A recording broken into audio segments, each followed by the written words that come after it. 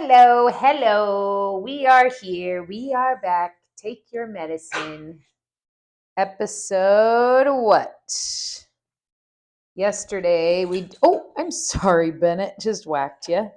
Yesterday we did episode 42, but I forgot to cross it off. So we're actually on 43. Are you so proud of us, Bennett? I am. So moving right along. I think this is the most consistent thing I've ever done.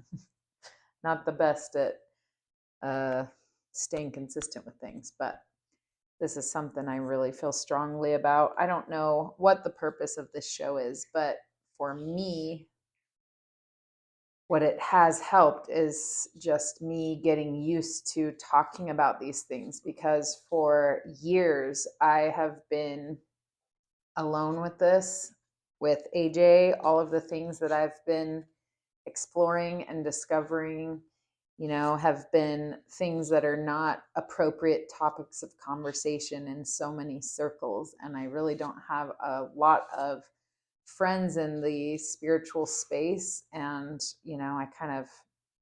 it's fine. I don't need a lot of friends. I have my closest friends, but it does feel good to just have a safe space for me to share my heart, share my experiences. If they resonate, perfect. And if not, that's okay. So today I wanted to talk about something that Jesus Kate has really had on my mind lately. And I think the reason she has it on my mind is because this lesson or this concept can really benefit our lives. And that is the concept of everything being love.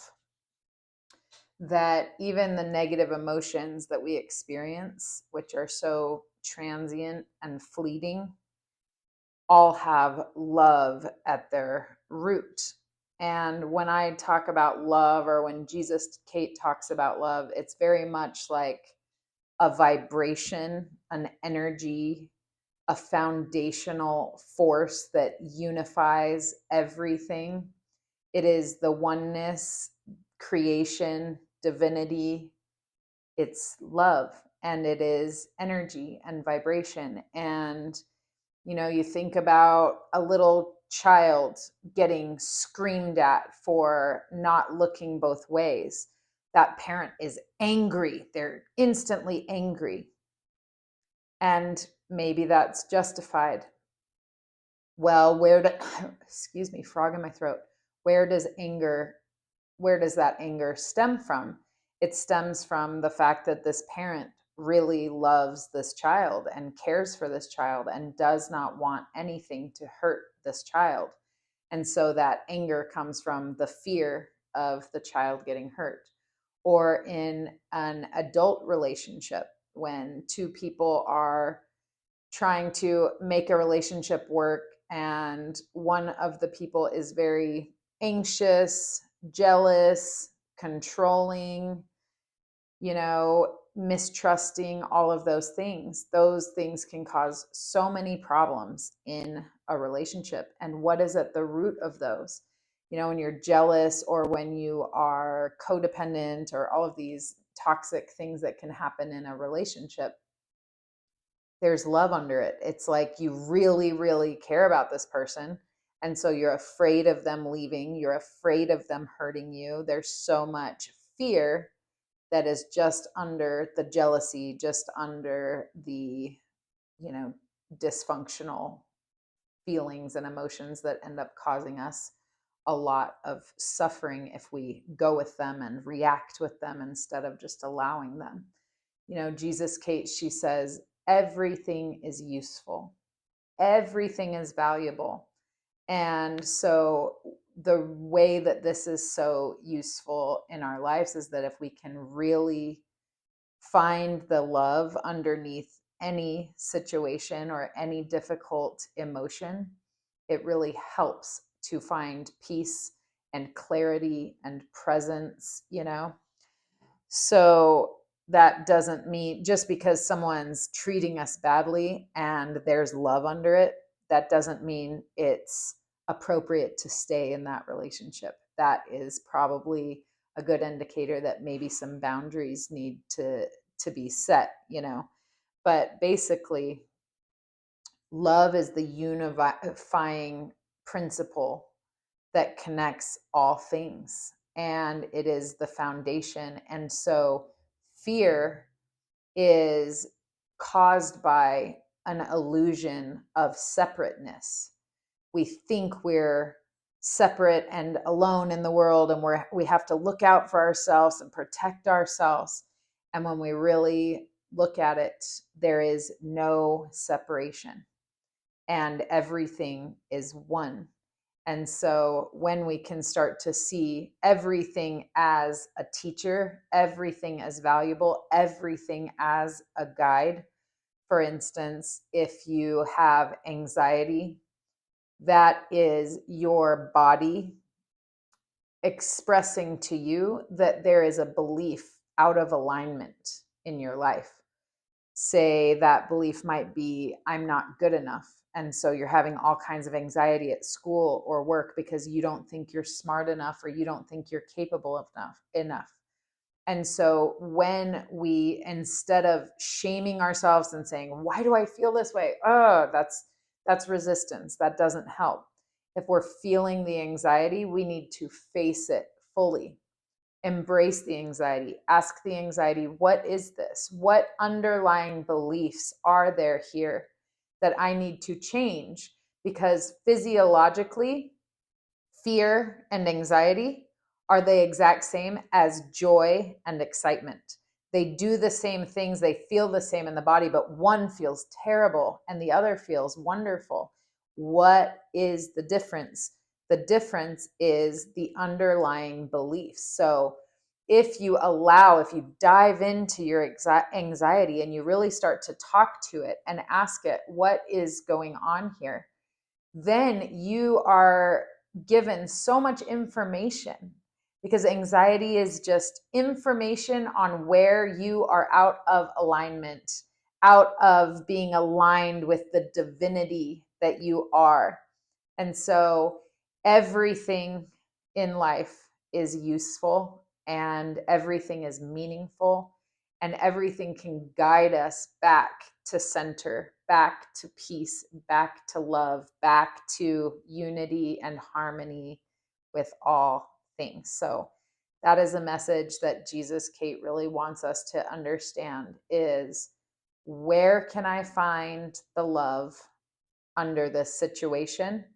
And what can these emotions I'm feeling in my body help me understand about where I am out of alignment with total love and peace and harmony? Because all of these things are simply meant to guide us. One other thing I wanted to talk about, Jesus, Kate, showed me recently, this Lionsgate portal. Oh my goodness, what a powerful portal this was. Holy cow. And I'm a Leo, so that shit was amazing. Had some really cool channeling experiences during the Lionsgate portal. And also, I swear we like jumped timelines. And there are a lot of different things that feel completely different, but in very subtle ways where I'm like, oh my God, this is wild. I literally feel like I jumped timelines and everything feels different. So it's been a really interesting time with the Lionsgate portal.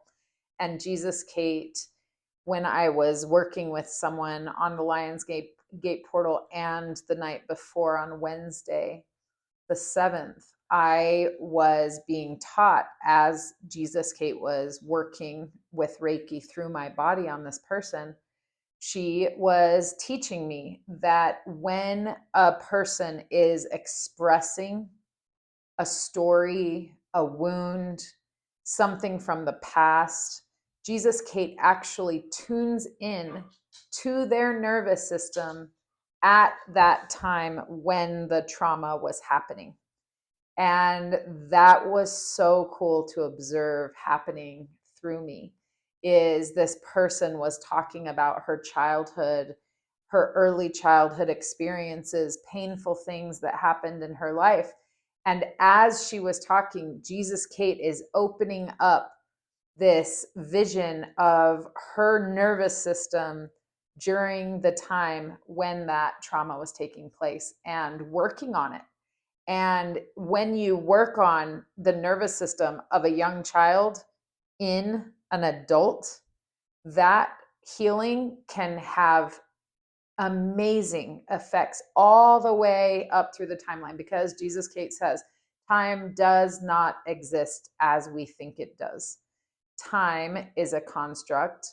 I don't fully understand it, but Jesus Kate has shown me in many ways that time is an illusion. It is relative. It is very much not what we think it is. Nothing is. And so when we are talking about our own wounds, our own difficult traumas, our own different experiences, and or when we are simply meditating on them, or they are coming up within us and causing us to be triggered in our everyday life, instead of resisting that, instead of going away from that and acting like it's not happening, go to your little girl or little boy self. Give them a hug. Work on their nervous system. Give them a loving hug. Put Reiki on them. This is what Jesus Kate is showing me that she can do, and we can all do that for ourselves, is go back and give that human what they need. And when we do, it heals the line all the way up to the present moment. So those are my messages for you today. I am so grateful to be here doing this work, working with Jesus Kate and Ebert and all of my friends. Gives me so much joy, and to have a place to share it just means the world. So I love you all, and I will see you next time. Take good care, and namaste.